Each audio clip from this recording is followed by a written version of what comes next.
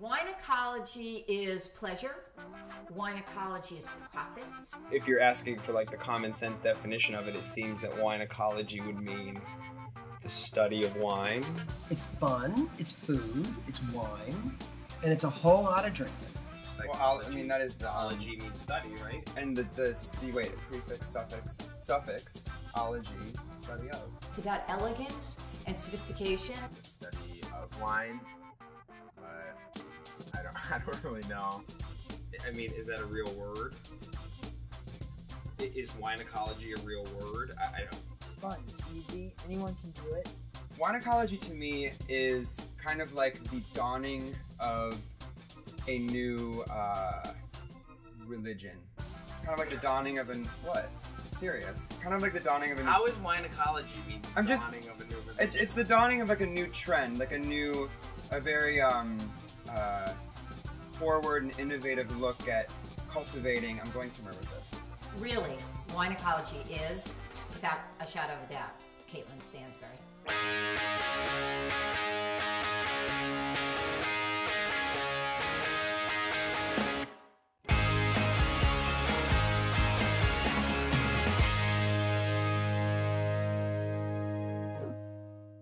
I'm a sommelier, and that is not somebody from Somalia. That is an expert in wine, in all things wine.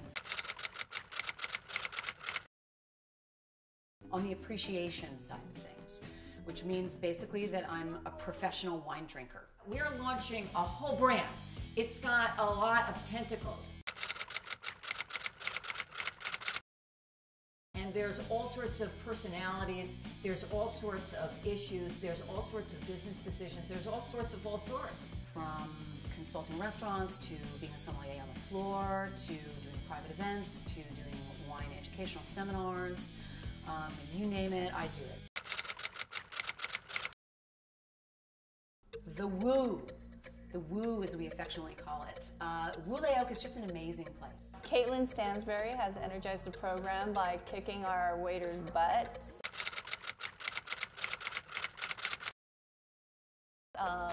They're a little lazy because a lot of them has worked here many years, and they're all a little bunch of prima donnas that are used to getting their way. And with Caitlin's feisty personality and her wine quizzes, she has definitely kind of brought the service up here. You know, she definitely bumped it up. Excuse me.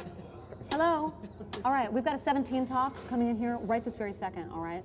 I have to constantly blow energy in the door and constantly refocus people on what is important. There is no option. Whether or not I was zoning out for 5 to 7 weeks previous to the wine test, I will stay up all night. I'll memorize every vintage, every domain,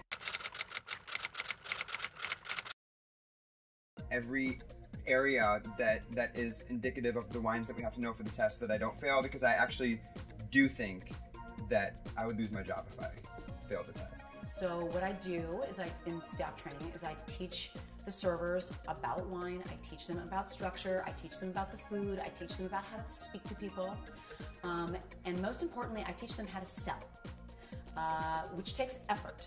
John, why is that perfect? Riesling, high acid.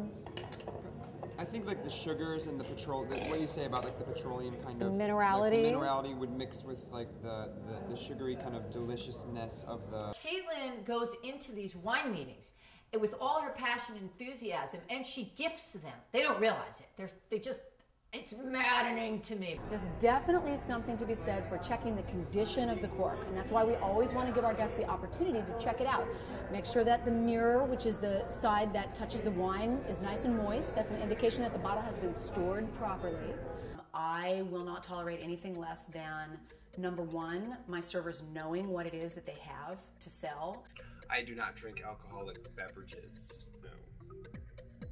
And number two, my servers being impassioned about that product. I sell wine by not drinking because I have been blessed with the sense of, I've been blessed with the ability to bullshit.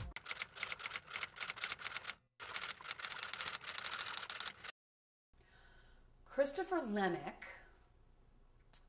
Caitlin is passionate and, you know, a bit obsessive and abrasive.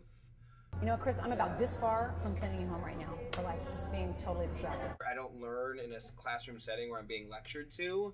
From memory, Kesalmari. I want a by the bottle selection.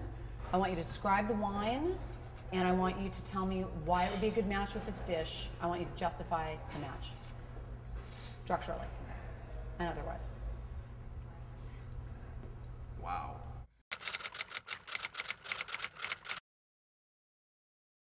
We got together with a producer, and we have our first one already in the can. It is really cool because Caitlin did this thing called human pigeage, which I can't even begin to tell you is Caitlin getting into a vat of grapes. And I'm not talking about Lucy Ricardo in a vat up to your ankles. I'm talking it was up to her neck in Pinot Noir grapes, and it was fabulous. People love cooking shows.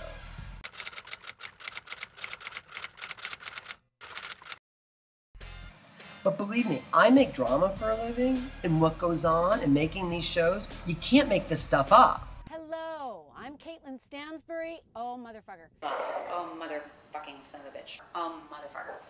Shit. With food, motherfucking son of a bitch. Oh, it's so good!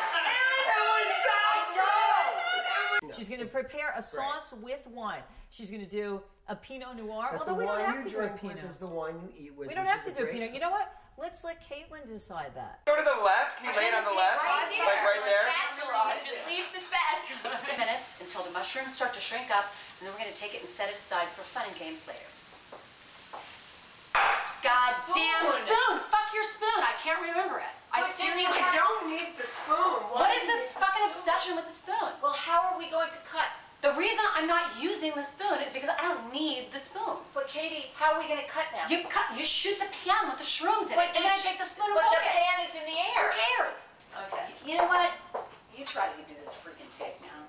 It's unbelievably difficult to remember everything, and you know what? Let's get rid of this. Yeah, it's not so easy, is it? I'm going to show you. People really respond very well to her. Caitlin's a rock star out there. So what we did was we took all of that and we put into a book. That book is called Wineocology. Unleash the power of your palate and become your own sommelier. You know, I've had this experience before, so it seems to me that I should have some experience. Really bad. No, Paula sounded really enthusiastic. I mean, it's not that. No, you shouldn't be worried. You shouldn't. Let me worry. I'm Jewish. I'm nervous. All right, You're California. You don't worry. And the worry rubs off. And there's only so much worry. I can't pretend not to worry. I think Mussolini was a little less controlling than Heidi. He might have been just a little softer around the edges, just a softer. Well, the interesting thing about me and Wineocology, aside from the fact that my whole life is wine, is that I'm a sober alcoholic. She's one of the most disciplined people that I've ever met. In a nutshell, she's absolutely everything that I am not. Some people say I'm a brand builder. Some people say I'm a brain builder. I tend to think for people. Can you know about wine and let me have the vision? Let me have the vision. We gotta marry Caitlin with food. That is the motto of Wineocology. Wine is food's best friend. No, when he start, can you let me think? Not a single thing would happen if it weren't for her completely, otherwise totally medicatable neuroses. It's endless, you know. We got to get her on the road and do speaking engagements and things like that. So it's busy. It's building. It's an empire. It's building an empire. And Caitlin is the center of this beautiful storm. My life is constant chaos and shenanigans of dealing with a million different personalities. We're powerful entities that sometimes butt heads. She's a bulldog. I mean, I honestly never thought that anyone could take wine so seriously. I am obsessed with Caitlin. Caitlin comes across as this earthy, organic celebrity sommelier, but after working with her, she is a pain in my ass. I'm also freaked out by Caitlin.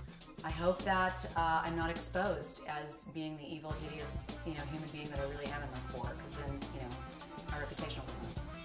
When I think about where Wineocology started, well, it started with a grand vision, which is that we were going to conquer the world of wine.